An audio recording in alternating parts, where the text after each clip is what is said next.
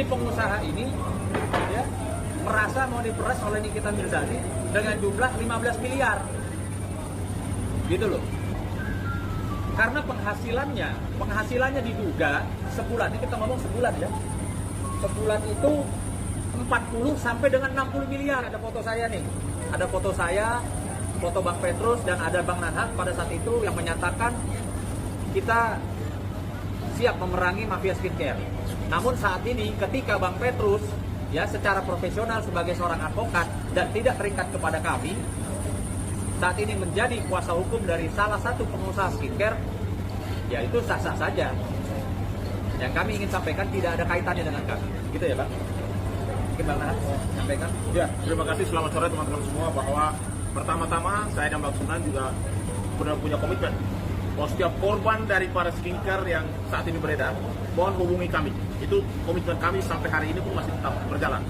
Yang kedua bahwa untuk pengusaha, ya pengusaha kosmetik atau dalam hal ini adalah skincare yang ada dugaan ada bahan-bahan berbahaya, bahkan ada dugaan mafia skincare, kami juga minta kepada pihak pemerintah, terutama Kementerian Kesehatan dan juga BPOM untuk turun tangan mengevaluasi yang namanya izin yang pernah dikeluarkan kepada perusahaan kosmetik atau skincare yang beredar saat ini.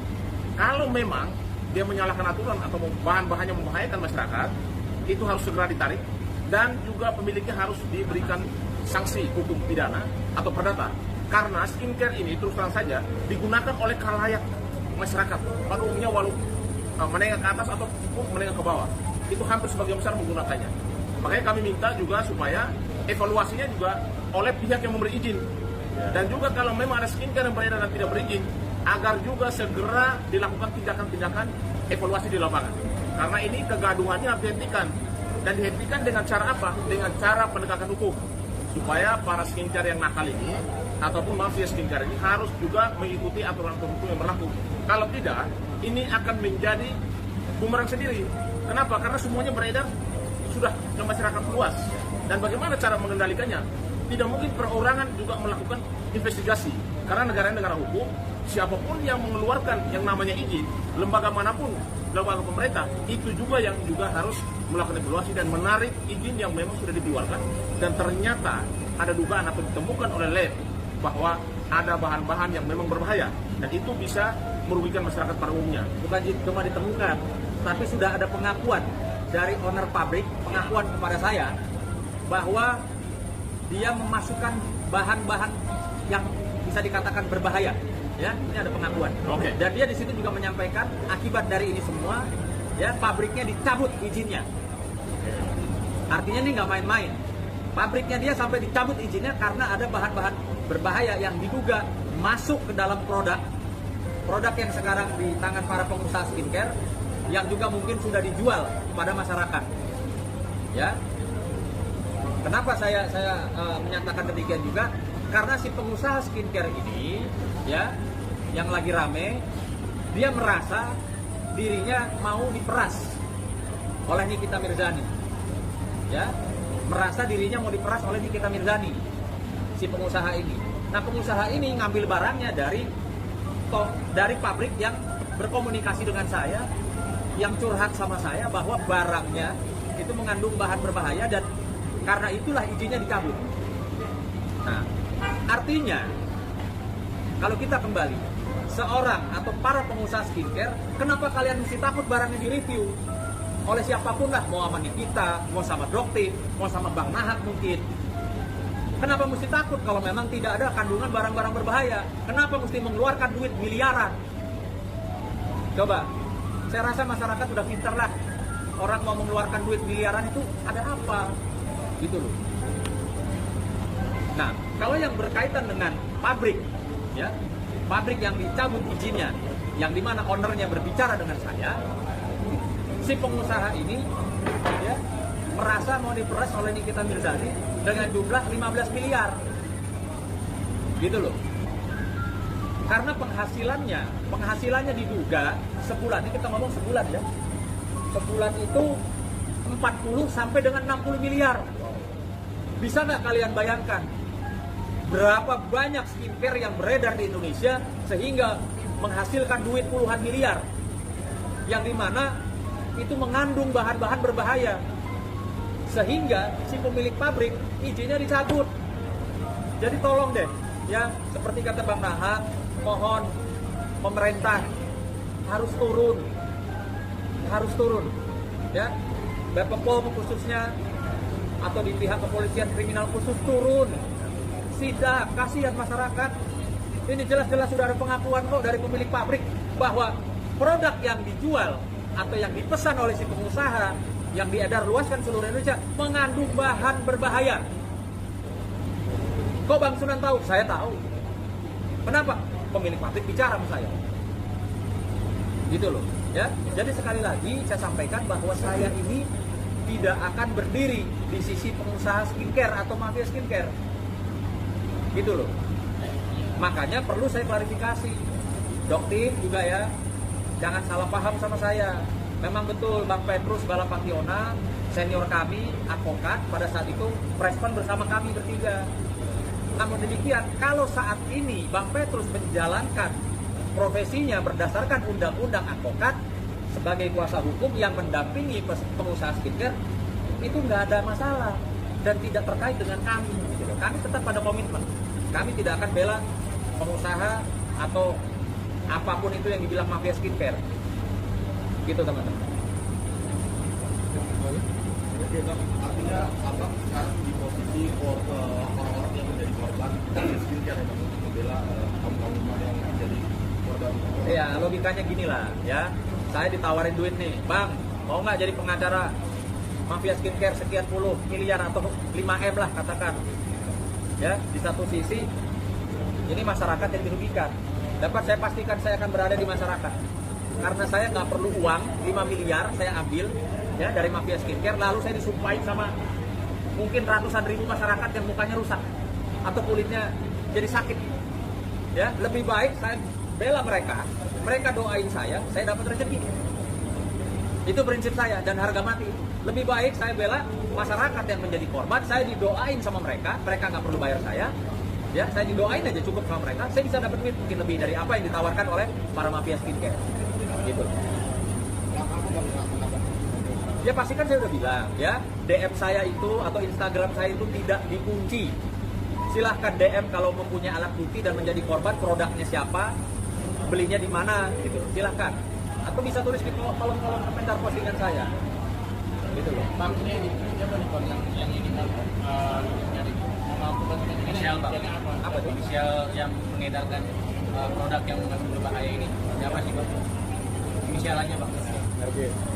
Saya tidak mau menuduh seseorang. Saya di sini menyampaikan sesuatu yang saya ketahui. Kalau pemilik pabrik sudah curhat sama saya, sudah mengeluh sama saya karena izinnya dicabut, ya, dikarenakan ada dugaan bahan-bahan berbahaya ikut masuk dalam produk skincare, dan di saat ini mungkin ada di tangan para pengusaha skincare atau bahkan sudah berada di masyarakat. Artinya saya tidak bisa menunjuk ini pengusaha mana nih yang barangnya ini nggak bisa. Cuman yang pasti jangan tantang saya untuk membuktikan, nanti saya tunjuk benar gitu loh. Dari pabrik ini ke sana loh ya, dari pabrik ini ke sana loh ya. Cuman saya nggak mau mendahului sebelum nanti ada korban-korban kan gitu Bang. Kalau ada korban datang dan kalau kebetulan memang produk skincare-nya yang dibuat dari pabrik ini baru tuh yang. Ini masih ada berkaitan dengan si pelapornya Nikita Mirzani teman Pak? Mana? Pelaku pabrik skincare itu masih ada. Itu tadi ya, karena gini, ini masyarakat juga mesti tahu ya.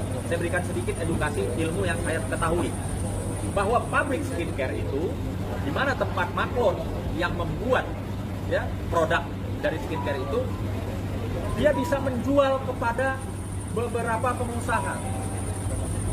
Kan pengusaha ini, pengusaha skincare nggak punya pabrik, ya. Artinya dia pesan barang dari pabrik A. Nah, pabrik A ini bisa membuat produk skincare itu untuk pengusaha A, untuk pengusaha B, untuk pengusaha C. Artinya saya nggak tahu nih produk-produk yang dianggap berbahaya seperti apa yang disampaikan oleh pemilik pabrik itu ada di beredar di mana saja, saya nggak tahu dan saya tidak mau menuduh. Cuman dapat saya pastikan, saat ini, detik ini, sedang beredar luas di masyarakat, khususnya di Indonesia ini, produk-produk skincare yang mungkin saja terkontaminasi bahan-bahan yang berbahaya, seperti yang disampaikan oleh pemilik pabrik yang membuat skincare. Pak, kan dalam arti pabrik mempunyai SOP dalam memproduksi suatu produk. Apakah ini ada intimidasi dari si pengusaha ini untuk memasukkan barang yang dikatakan tidak lolos uji, Pak? Tapi bisa jadi lolos nih, Pak, pada diedarkan. Ya, saya perlu sampaikan bahwa sebenarnya kan ada undang-undang juga yang mengatur tentang skincare, yaitu Undang-Undang Nomor 8 Tahun 99 tentang perlindungan konsumen. Ya, terdapat dalam pasal 29 Undang-Undang Nomor 4 Tahun 99. Dalam pelanggaran itu ancaman hukumannya lumayan besar, itu 5 tahun. Plus dendanya juga cukup besar, miliaran. Sehingga kalau dalam hal ini ada pabrik skincare yang ditutup, lalu produknya beredar di luas di masyarakat, makanya saya kembali lagi, kalau itu terjadi, BP POM dari cyber, kepolisian maupun dari Kementerian Kesehatan harus turun untuk melakukan review ya terhadap seluruh pengusaha skincare. Supaya apa? Supaya apakah pabrik si A ini apakah juga digunakan oleh pengusaha-pengusaha yang ada sekarang ini? Karena ini sangat berbahaya kepada masyarakat. Apalagi sudah beredar luas dan penggunanya kan bukan 1-2 orang ya, tapi ratusan ribu orang. Makanya kami juga saat ini tetap berkomitmen bahwa kalau ada masyarakat yang memang saat ini menjadi korban daripada produk-produk yang dianggap berbahaya dan merusak kulit atau wajahnya, kami siap untuk mendampingi agar mendapatkan hak-haknya sebagai korban. Karena kalau tidak, ini diantisipasi atau pemerintah tidak mengambil sikap, saya yakin sekali bahwa akan banyak korban yang nanti akan terdampak dengan urusan skincare tersebut. Oke, ini perlu saya sampaikan juga ya. Ini bukti saya berperang dengan semua elemen mafia skincare. Elemennya itu apa sih? Ya macam-macam. Ada oknum, ya, oknum instansi, ya, ada juga istilahnya kaki-kaki tangannya, medianya, dan mungkin akun-akun yang mendukung, ya, yang saya duga mendukung para mafia skincare untuk menyerang orang-orang yang mereview, tentang ketidakbagusan produk tersebut. Nah, ini contohnya saya kasih lihat ya. Ini ada salah satu akun. Akun ini betul-betul ya kemarin menyerang Nikita Mirzani. Ya. Menyerang Nikita Mirzani dan juga menyerang klien saya Dr. Oki. Ya, ini nama akunnya nih. Ini nama akunnya. Oke. Kemarin ketika saya malam menandatangani kuasa dari Dr. Oki, keesokan harinya saya mendapati ya tadi ya dicatat ya ini nama akun Instagramnya nih ya dicatat, akun Instagram ini langsung memposting. Nah ini ada foto saya sama Dr. Oki nih ya, ada foto saya sama Dr. Oki dan di postingan akun ini, nah dia bilang seperti ini. Dia posting foto saya dan Dr. Oki, klien saya, lalu dia bilang, skemanya seperti ini. Dr. O menyewa lawyer, deal di harga 5 miliar. Artinya, saya bukan GR. Akun ini mengarah ke saya, Dr. O, Dr. Oki. Malamnya baru tanda tangan sama lawyer saya namanya, Sunan Kalijaga. Deal di harga 5 miliar. Oke, titik. Lalu dia di bawahnya juga menyampaikan, lawyernya jalan, nyiapin berkas-berkas, artinya lawyernya saya, lawyernya Dr. O, menyiapin berkas-berkas, agendanya pertemuan dengan Bapak Kapolri. Ya, nih, boleh dibaca. Apa yang saya sampaikan, saya baca ya. Ya, ini akun kami duga hanya ya menjalankan kepentingan para mafia skincare. Saya duga ya, karena dari postingannya betul-betul menyerang Nikita Mirzani, menyerang Dr. Oki, dan termasuk menyerang saya sebagai kuasa hukumnya Dr. Oki. Ya. Nah. Lalu saya tanya, ini nggak main-main loh di sini. Di akun ini bukan akun abal-abal. Ini bukan akun abal-abal. Terbukti apa? Pengikutnya tuh ada dari para artis terkenal, ada ustadz terkenal, ada public figure dan orang-orang inilah, bukan orang-orang abal-abal. bukan orang-orang kaleng-kaleng. Nah, ini kan bahaya kalau akun ya seperti ini diikuti oleh para public figure, para artis, dan ternyata dia menjual atau memposting sesuatu yang bermuatan fitnah, tidak bisa dia buktikan, ini kan bahaya. Gitu loh. Kasian nih teman-teman artis yang follow ini, dapat beritanya berita hoax. Beritanya bukan berita atau info yang akurat gitu.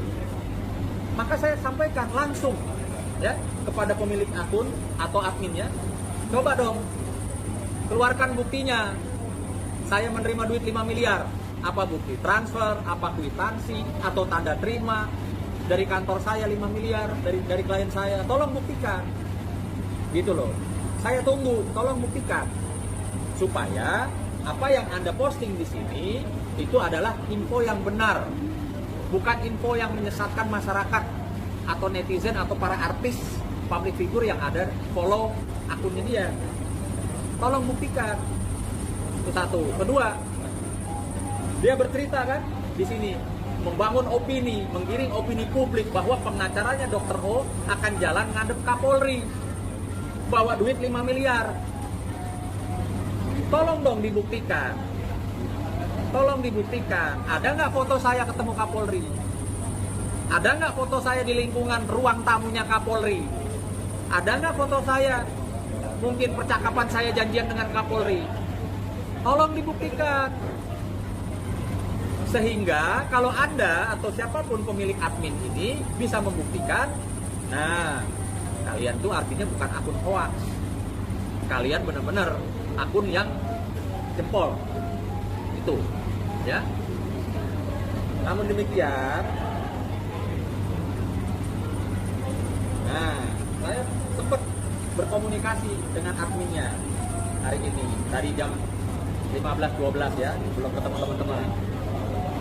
Saya bilang, Pansos, saya duluan nih, Pansos, ketemu yuk di hadapan ratusan teman-teman gitu. Kita buka-bukaan. Lo punya bukti bahwa gua terima duit 5 miliar, lo punya bukti bahwa gua ngadep Kapolri, ayo kita ketemu, kita taruh semua di meja. Jawaban dia begini.